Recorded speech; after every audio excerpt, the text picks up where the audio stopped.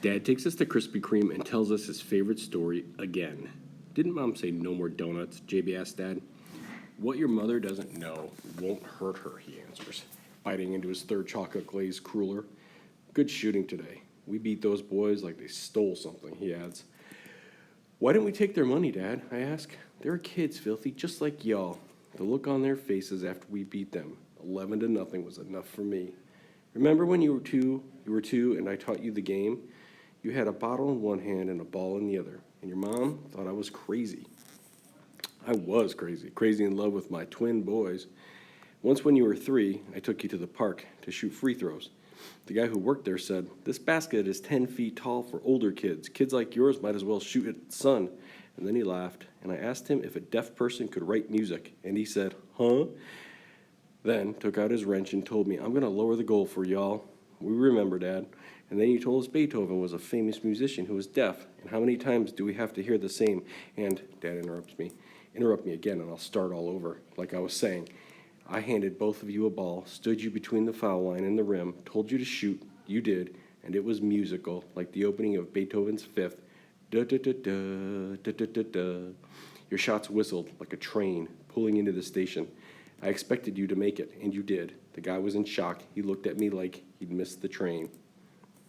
Basketball rule number 3.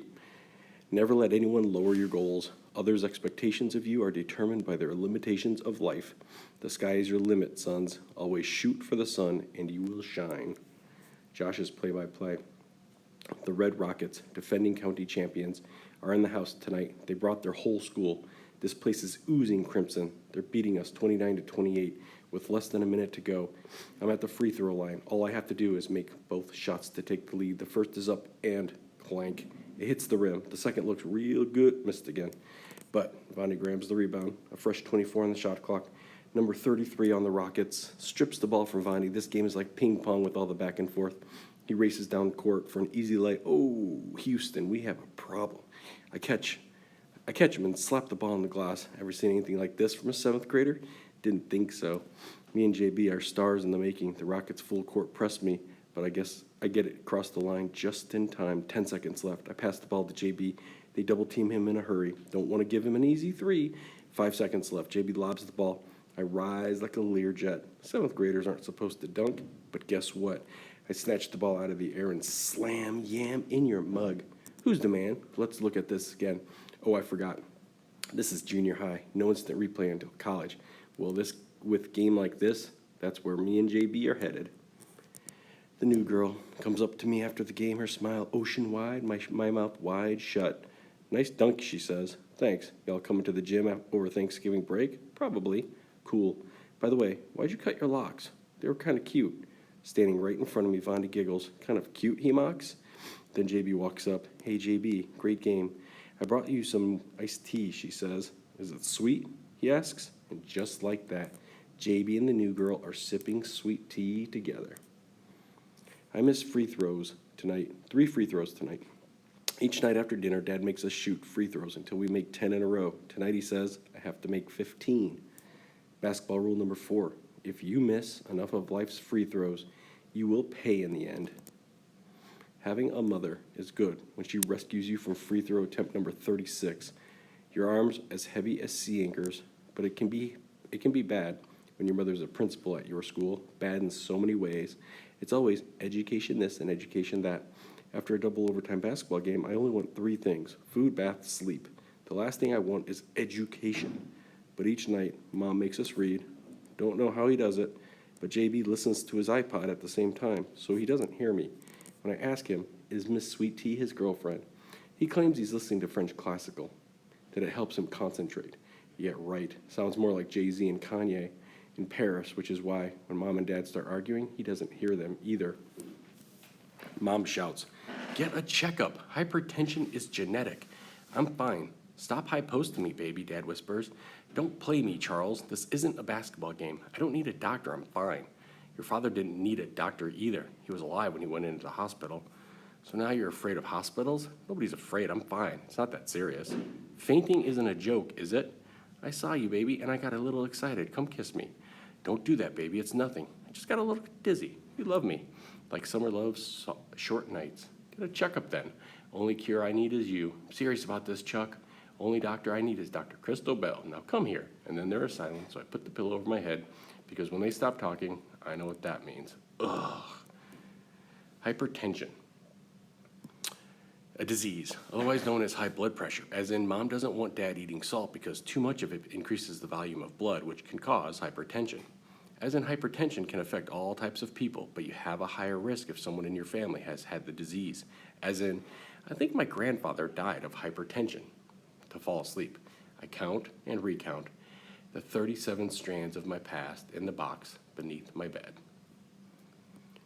Why we only eat salad for Thanksgiving. Because every year Grandma makes a big delicious dinner, but this year, 2 days before Thanksgiving, she fell off her front stoop on the way to buy groceries, so Uncle Bob, my mom's younger brother, who smokes cigars and thinks he's a chef because he watches food TV, decided he would prepare a feast for the whole family, which consisted of macaroni with no cheese, concrete hard cornbread, and a greenish-looking ham that prompted Mom to ask if he had any eggs to go along with it, which made Grandma laugh so hard she fell again, this time right out of her wheelchair. How do you spell trouble? During the vocabulary test, JB passes me a folded note to give to Miss Sweet Tea, who sits at the desk in front of me and who looks pretty tight in her pink denim capris and matching sneaks. Someone cracks a window, a cold breeze whistles, her hair dances to its own song. In this moment, I forget about the test and the note until JB hits me in the head with his number 2, somewhere between camaraderie and imbecile.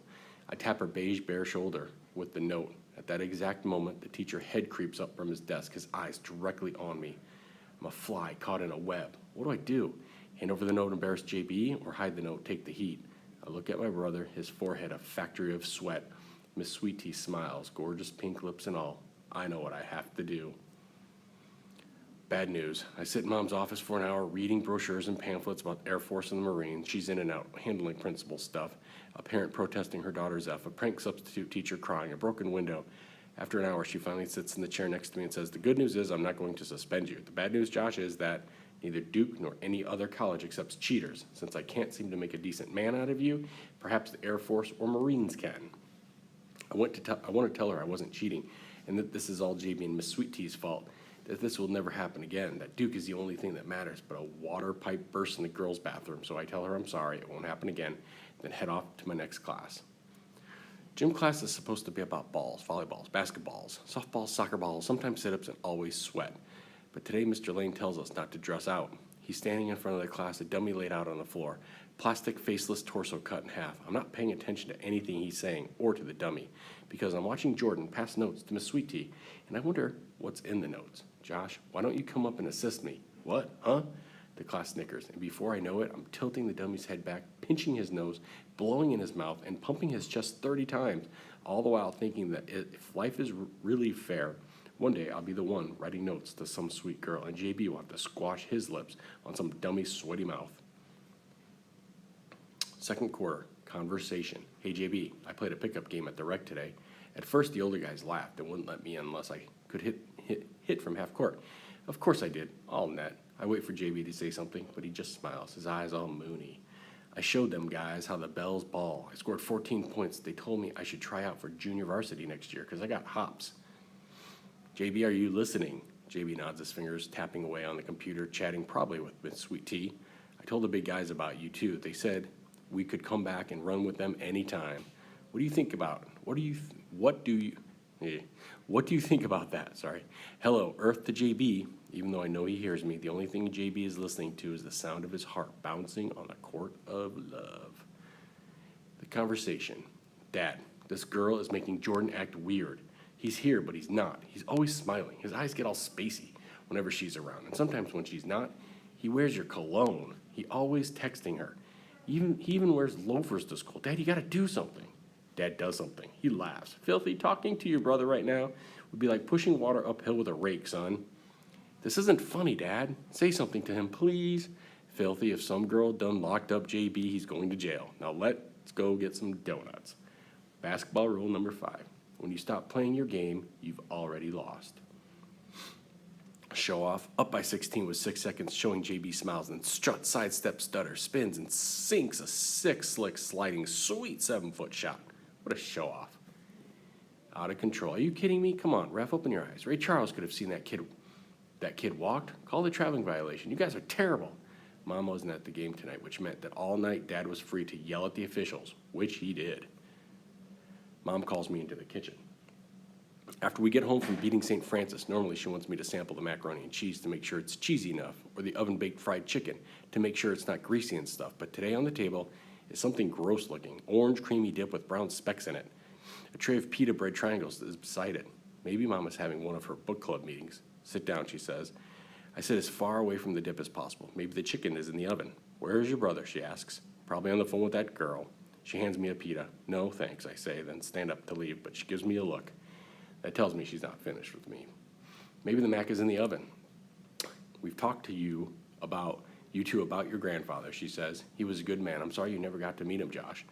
Me too. He looked cool in his uniforms. That man was way past cool. Dad said he used to curse a lot and talk about the war. Mom's laugh is short. Then she's serious again. I know we told you Grandpa died after a fall, but the truth is he fell because he had a stroke.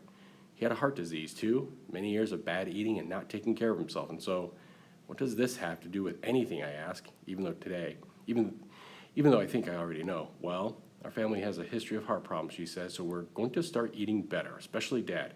And we're going to start tonight with some hummus and pita bread. For my victory dinner, Josh, we're going to try to lay off the fried foods and Golden Dragon. And when your dad takes you to the rec center, no Pollards or Krispy Kreme afterward, understand? And I understand more than she thinks I do, but is hummus really the answer?